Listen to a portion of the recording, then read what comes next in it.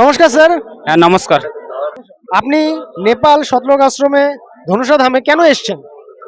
Sir, আমি নেপাল আশ্রম এসেছি। একজন আমার বন্ধু আছে, ও সন্ত রামপালজি মহারাজের শিষ্য।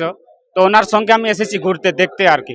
আর এখানে এসে আমি দেখছি যে এখানে আমি ভাবলাম যে অন্যান্য জায়গায় আমি তো ঘুরতে গিয়েছিলাম, কিন্তু সেরকম ব্যবস্থা ঠিকঠাক নেই সেখানে। এখানে দেখছি খুব সুন্দর ব্যবস্থা আছে। যেমন ঢুকতে ঢুকতে আমি দেখলাম জুতো ঘর। হ্যাঁ, খুব সম্মানীয়ভাবে বলছে যে, আর এখানে টোকেন দিচ্ছে রাখতে। আর অন্যান্য জায়গায় দেখেছি যে জুতো হারিয়ে যায়। আবার খাবারের ব্যবস্থা খুব সুন্দর আছে, ভান্ডারা, মানে খুব সুন্দর, মানে খুব সুন্দর রান্না সুব্যবস্থা আছে। পুরুষ একদিকে, নারী একদিকে। আর আর দেখলাম এখানে, যেখানে অন্যান্য জায়গায় দেখেছি যে বাথরুম বাগারা অনেক কিছু মানে ঠিকঠাক থাকে না, এখানে দেখছি পরিষ্কার পরিচ্ছন্ন, খুব সুন্দর, মানে হ্যাঁ পরিবেশ ভালো। এখানে দেখছি অনেকজন, অনেকজন কেন সবাই যারা সন্ত রামপালজি শিষ্য তারা নেশা মুক্ত, মানে নেশা ওরা করে না।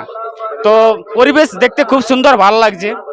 এত কিছু যে আপনি এখানে আসলেন এবং এবং দেখলেন, এখানে ভান্ডারা করেছেন কি? হ্যাঁ, আমি ভান্ডারা করেছি, ভান্ডারা খুব সুন্দর।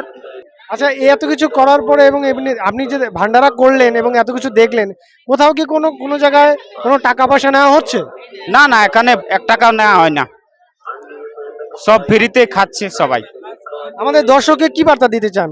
আমি দর্শকদের বার্তা দিতে চাই, যেখানে এসে এমন অনুভব করলাম যে আধ্যাত্মিক জ্ঞান এখানে প্রচার করানো হয়, শাস্ত্র অনুসারে ভক্তি করানো হয়। তা আমি বলতে চাই যে যারা দর্শকগণরা যারা দেখছে তাদেরকে আমি বলতে চাই যে ভাই, এখানে এসে দেখো, সঠিক জিনিসটা জানো, তারপরে আপনারা একবার ঘুরে এসে দেখুন যেখানে কি কি করানো হয়, কীরকম সুব্যবস্থা আছে।